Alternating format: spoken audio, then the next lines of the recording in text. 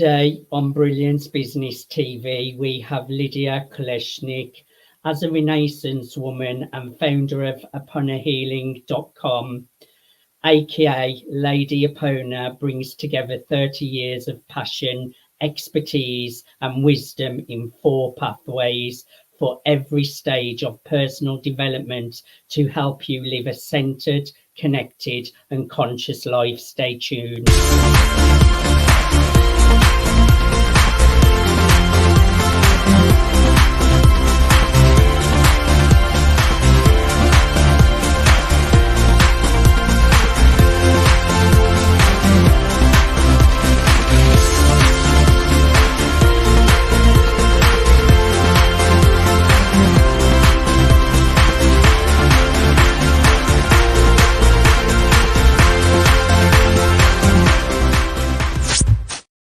Welcome to Brilliance Business TV, conversations with leading experts in business. I am your host, Mark Stephen Pooler. We have a wonderful guest today, Lidia Kuleshnyk. Now, Lidia is a really good friend of mine, also an incredible client, and she has an amazing book launch coming up, which I'm really looking forward to discussing, but also to talk about all of her healing work, which is incredible as well. So stay tuned for that. We are streaming live on Facebook, Twitter, Instagram, LinkedIn, YouTube. We're also on the E360 TV network under Fresh Takes, going out to Apple TV, Fire TV, Android, Roku, and many more. We're also on Business Innovators Radio Network. We're also on mspnewsglobal.com, and we're also hosted on Global USA Radio and Television Network as well. So after that big mouthful, let's bring in our incredible guest, Lidia Kuleshnyk. Lidia, welcome to Brilliance Business TV. Well, thank you, Mark. It's such an honor and pleasure to be here with you today and have another conversation. You're a great conscious leader of our time, and I look forward to discussing what's happening in the world and in terms of our big paradigm shift that we're all going through and how horses are a part of that. Well, we're looking forward to hearing all about that. So let's get started with question 1. Please share with our audience a little bit about who you are, the work that you do, and what your chapter, The Divinity of Horses, is about in your newest book collaboration by Soulful Valley Publishing, Evolving on Purpose, Co-Creating with the Divine, that is launching on Amazon on August the 30th. Well, thank you, Mark. Yes, I was inspired to write my chapter called The Divinity of Horses. As you mentioned, in Katie Carey, Soulful Valley Publishing, amazing new book, Evolving on Purpose, Co-Creating with the Divine, because I've always had a spiritual relationship with horses, and horses have guided me on my life path from a very young age.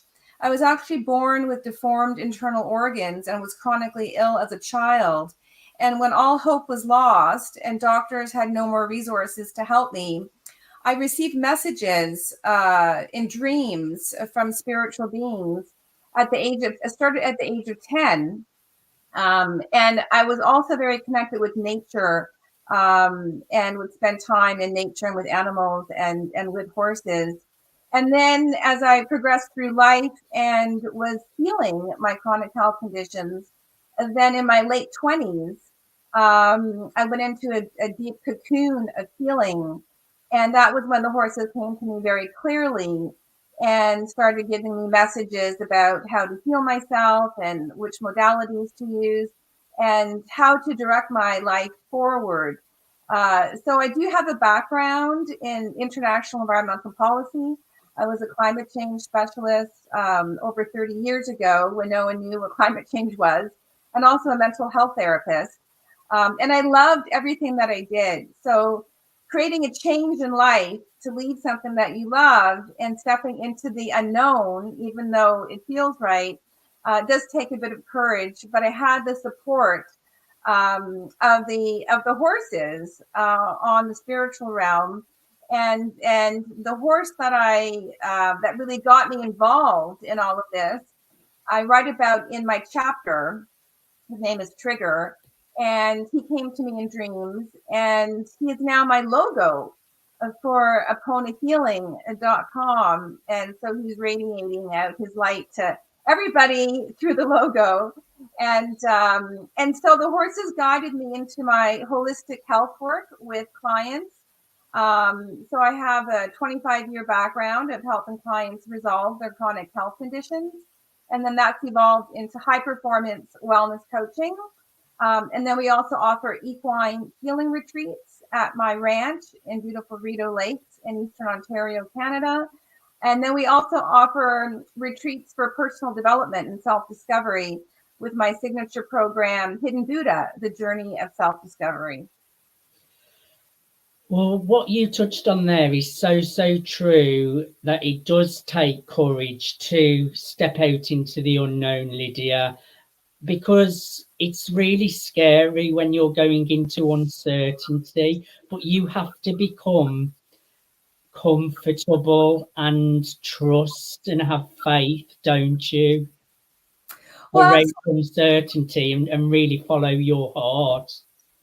Well, yes, and this is the time on the planet when many of us are connecting more with our inner self, with our heart, with our spiritual aspects, and we're evolving from an intellectually based paradigm where we've sort of honored the intellect and the mental aspect above all else, and starting to integrate the other aspects of who we are. So there's the physical, mental, emotional, and spiritual aspects of who we are. And so I do mention this a little bit in my chapter in the book, when I talk about my story of how Trigger came to me in dreams. And at the time, I was not really experienced in living the path of following your intuition without doubt and, with certainty. So my journey with Trigger helped me become comfortable, and as you said, find the courage and the strength to take one step at a time, to follow that inner guidance. And it was very urgent because I didn't know at the time, but he was sending me messages and dreams as an SOS for help because he was going to be sent to slaughter. So he was reaching out to me to help him. But then he was the high spiritual being who was going to help save me as well. So this is the beautiful part about co-creating with the divine, is that you might say it's always a win-win. We're always creating a better world for all of us. But would you like me to read the paragraph from my chapter where I talk about that journey? Of course, go ahead. I had listened to the messages.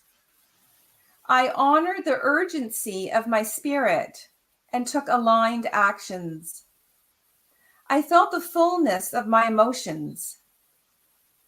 I centered in my power. I embraced faith and inner knowing. And in so doing, I was guided to the high spiritual being who would heal me as much as I would heal him. And from that paragraph, I've created 7 steps to living a more fulfilling and purposeful life by connecting with your intuition or your higher self and co-creating with the divine. So the first step is to listen to the messages. So we're all highly evolved spiritual beings, each one of us. And now is the time on the planet where we're starting to remember that spiritual connection and start to feel comfortable with it. So by listening to the messages, it can come in any way. It could be a butterfly that you see regularly. It could be a message that you keep seeing in magazines or on the internet. It could be thoughts that you're working through and processing out. But we're always being guided from a higher place, because that's our true home, is as a high spiritual being. And then the second step is to begin to honor and value the importance of that connection of our spirit. So historically, times are changing now, but historically, there would be sort of derogatory comments about people who are following a spiritual path, like the woo-woo or that sort of thing. But the woo-woo is the essence of the universe. It's the energy of the universe. And when we can connect to our spirit or intuition, that universal energy, then we can really, really turn lead into gold and align our lives and go forward, as I was saying, in a win-win way, where everybody experiences the abundance that we create. And then the third step is to feel the fullness of your emotions.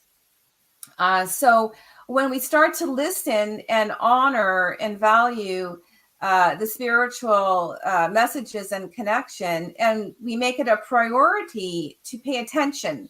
When we value something, we make it a priority. Then we can feel an emotional response. And that emotional response brings us into alignment. It's that connection to the deeper aspects of who we are. So it's okay to feel that emotional response, whatever it may be. And then the fourth step is to bring that together and to center inner power and connect with the clarity of what you're feeling. You may not always know the steps going forward, but now we're becoming grounded and centered, and we're becoming familiar with what it feels like to connect to your intuition and to connect to your spirit.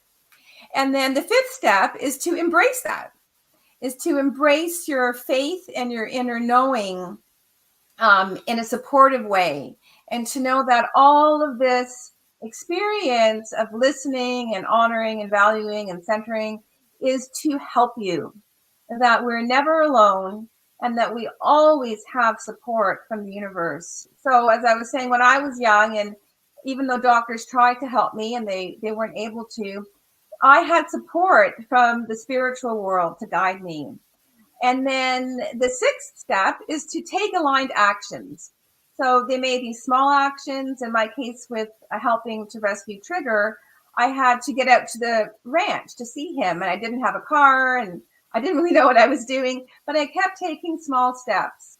And then eventually the path unfolded, and I was able to save him, and then he was able to heal me. And then the seventh step is to trust in the journey. That you are here, every person is here to live their gifts, to be supported, to have their highest and best life.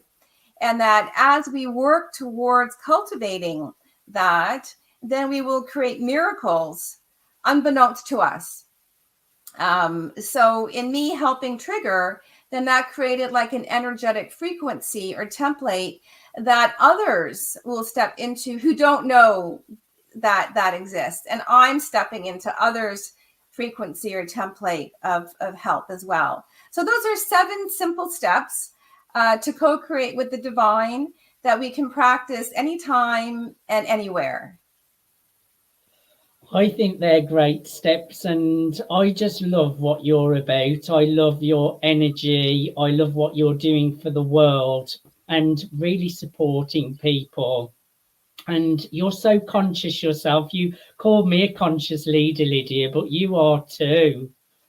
Oh, well, thank you. Well, thank you. And it is a time on the planet to become more aware and more conscious. And as we go through that journey, then we're the leaders of our lives, right? We're taking responsibility for our lives, for our role and bigger responsibility on the planet as humane beings. And as we heal ourselves and as we grow and evolve, naturally, we become conscious leaders of the world just through sharing who we are.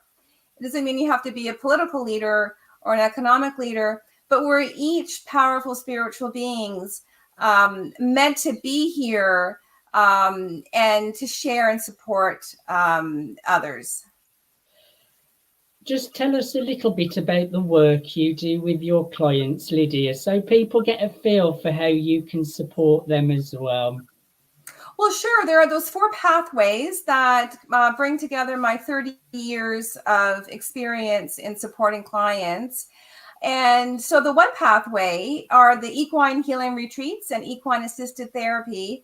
at my ranch, where we unite with horses in stillness and silence, and we breathe, and it's like a meditation. But if you're not comfortable with the word meditation, then we just become like the empty vessel and stand with the horses. And this helps to activate that 7-step process that I just went through, where we can start to hear our own inner voice and what comes up for us. And the horses create an incredible sacred space of unconditional love and support for us to do that. And then I've also have over 30 years experience in Reiki energy healing and macrobiotic healing foods, which I was guided to when I was in my deep healing to save my life. And then I was guided to share that in my Apona healing method. So I've supported clients going through difficult circumstances, chronic illness, and now through coaching to help clients develop that awareness in a step-by-step process to get to the next level of their personal development, to manage energy and stress, and to be able to be what I call centered in your core energy, connected to your essence and power, and conscious of who you are and how you'd like to live. I love that. And so who is the book ideal for, Lydia? Who is the perfect person to get a hold of this book when it launches on the 30th? Well, it's a magnificent book with many wonderful authors who share their stories of co-creating with the divine, and that we're all evolving on purpose. So for anyone who is interested in healing and personal growth and getting to the next level of your potential through being inspired and by learning tools that the authors have to share, because we're all on this, planet together, and we'd like to support each other at this pivotal time in human history to heal, grow, and evolve. So if you're interested in personal development and in healing and connecting with your spiritual essence, with the divine energy of the universe, then this is the book for you. And that brings me great to what I actually wanted to ask you next as well. You talked about listening to your intuition and your higher self or subconscious mind. People have all different ways of saying it: source, God, universe. But often at times, we all have two voices, don't we? We've got the intuition and the higher source, but we also have ego as well, which can come in and sabotage things. How do you distinguish between the two? Because sometimes I've listened to my ego and taken action knowing I shouldn't be taking action, and I've knew it's my ego and I've still done it. So how do you know it's your intuition is my question. Well, that's a bit of a process. It's just like learning how to ride a bicycle or something. You need training wheels, for a while until you can just go on your own. But it's very much what you just explained, is that even though your intellect or the logic is telling you to do something, but you're a bit pulled, and you may not feel quite in alignment. Now, sometimes we do have to push ourselves beyond our comfort zone, to move forward in life.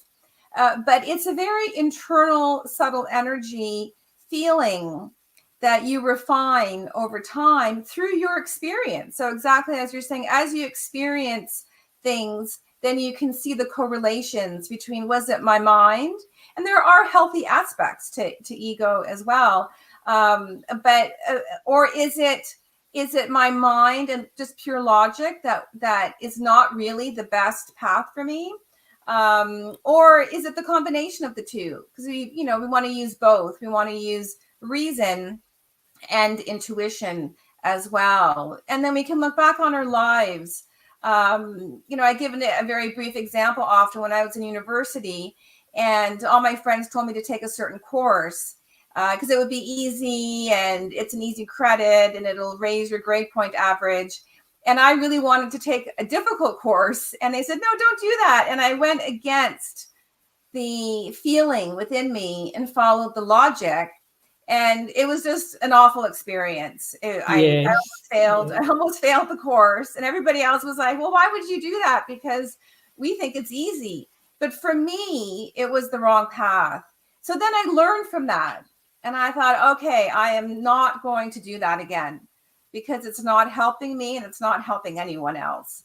But as we strengthen our energy, as we strengthen our life force, our core energy is what I call our personal signature of infinite universal energy. It's easier to do that because we're not as influenced by external stressors, by external messages.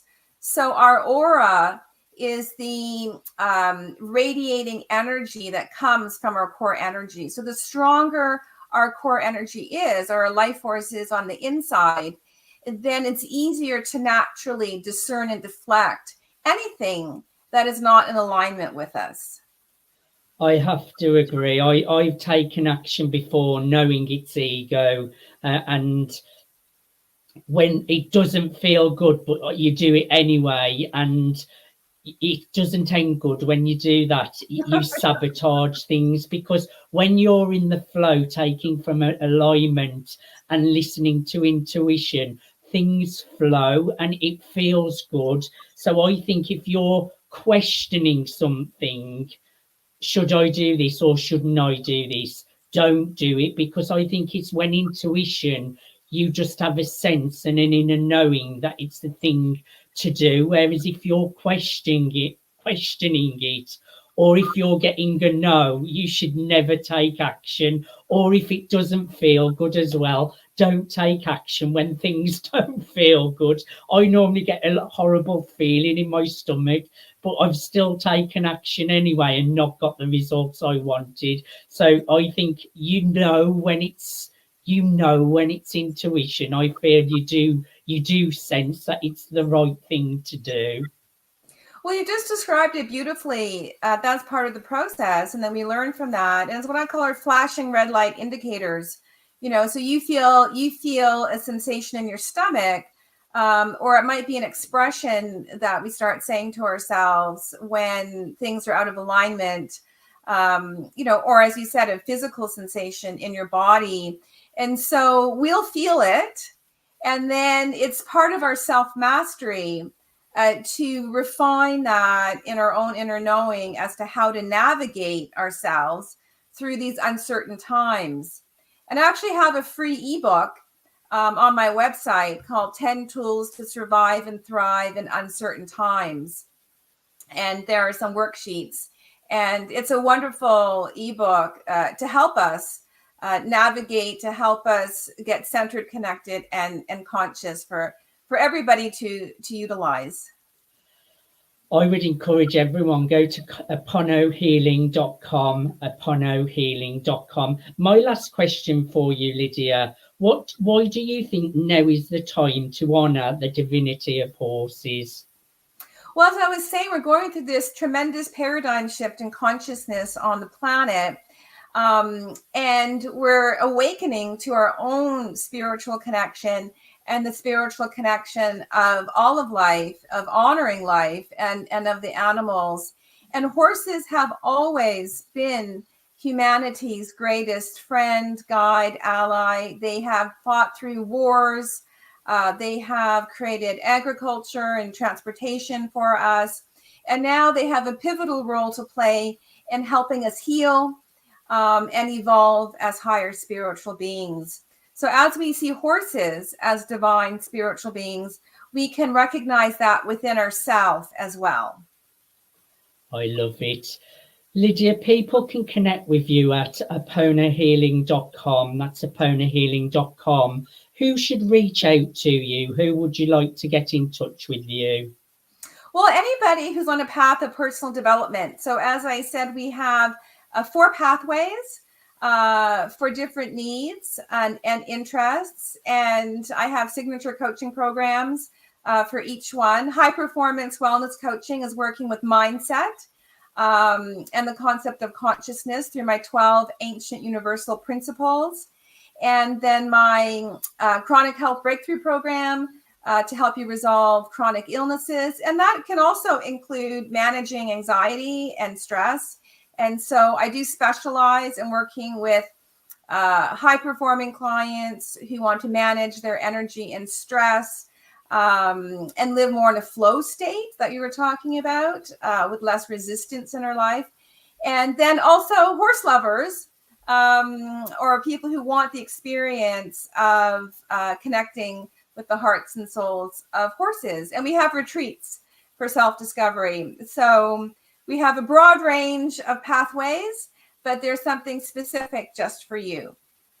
I'd encourage everyone to go to aponahealing.com. That's aponahealing.com. Lydia, I have thoroughly enjoyed having a conversation with you today. Thank you so much for being my guest. Well, thank you, Mark. It's an honor and pleasure. And the shows and everything that you do are spreading incredible light to the world and helping us all evolve. Evolving is what we all want in a conscious, heartfelt way. Thank you, everyone, for joining us for Brilliance Business TV, conversations with leading experts in business. Until next time, bye for now.